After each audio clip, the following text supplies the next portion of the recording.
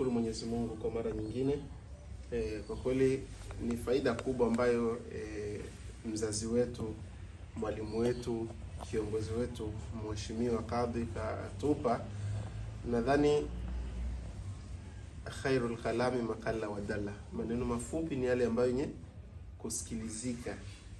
Ameongea maneno mafupi lakini yenye maana ndefu ambayo ukiyatafsiri yanaweza kuchukua hata zaidi ya wiki aidha mwezi.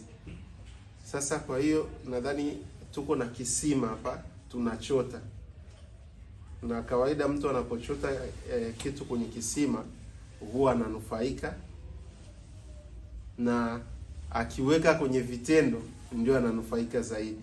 Kwa hiyo tujitahidi sana tuweze kuweka kwenye vitendo yale ambayo yalotuhusia, na kubwa zaidi nadhani amezungukia kwenye uhai ambao tulopewa na Mwenyezi Mungu Subhanahu wa Ta'ala, na masala ambayo tutakayoulizwa hiyo siku ya Kiyama.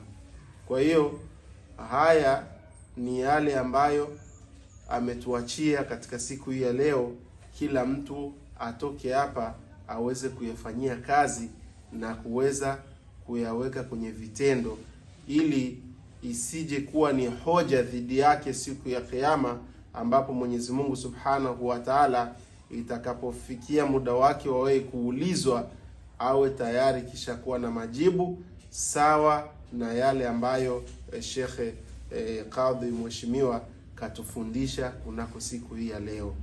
Na pia vile vile katika umoja ambao alotuomba watu kuweka tofauti pembeni, watu kuweka dukuduku zao pembeni, kile ambacho mtu alichokuwa nacho ndani ya nafsi yake akiondoe na aweze kukisahau, ili tuweze kuganga mapya na kuweza kusahau yale ambayo yamekushapita.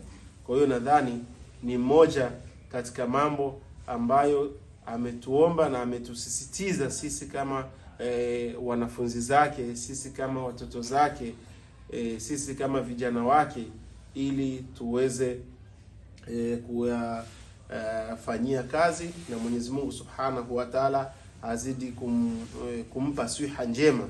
Maana kazi ambayo anaifanya ni kazi kubwa kiasi ambacho hata ukimtwisha mnyama, mfano ukimtwisha tembo mzigo ambao tunaamini kwamba tembo ndiyo mnyama mkubwa ambaye labda ana uwezo wa kubeba tani na tani, lakini hawezi kubeba mzigo huo. Kwa hiyo yeye anayo majukumu mengi na anayo mafunzo mengi ambayo watu wanastafidi kuweza kutoka kwake, sawa na elimu ambayo Mwenyezi Mungu Subhanahu wa Ta'ala aliyomjalia.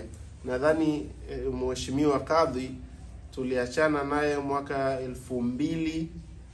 2003 kama sijasahau, mara ya mwisho kuonana naye katika harakati za kidini, hususan ndani ya kundi la dawa. Toka 2003 mpaka leo ndio tumerudia kuonana, na Mwenyezi Mungu Subhanahu wa Ta'ala ni muweza wa jambo. Kila ambapo huwa tukipiga kelele usiku na mchana, milima huwa haikutani, lakini binadamu wanakutana. Kwa hiyo alhamdulillah tumefurahi na tumestafidi na kipindi hicho. Mzazi wetu, shekhe wetu, nadhani ndevu zilikuwa bado hazijawa na mvi ndani yake, lakini leo kimtazama, wallahi mvi zimekuja. Ni kwa sababu ya kazi kubwa ambayo anaifanya katika jamii na mambo mengi ambayo anawafaidisha watu, hususan wale ambao wanahitaji mafunzo kutoka kwake. Shekhe ana madaris anafundisha, ana shule anafundisha, shekhe ana mambo mengi ambayo anayotoa faida katika jamii. Kwa hiyo nadhani haya ambayo alotuletea ni mengi ambayo tunahitaji sisi kuweza kuyafaidikia ndani yake, na kuweza kuwa na ikhlasi zaidi kwa Mwenyezi Mungu, na hakuna lolote ambalo litakalomlipa. isipokuwa tunamwombea dua kwa Mwenyezi Mungu Subhanahu wa Ta'ala azidi kumhifadhi, ampe siha njema. Mwenyezi Mungu Subhanahu wa Ta'ala amtenge mbali na vijicho. Mwenyezi Mungu Subhanahu wa Ta'ala amwekee wepesi katika kila uzito, na kwenye uzito Mwenyezi Mungu amuondolee, na tuweze kufaidika na tena hadi pale Mwenyezi Mungu atakapomchukua.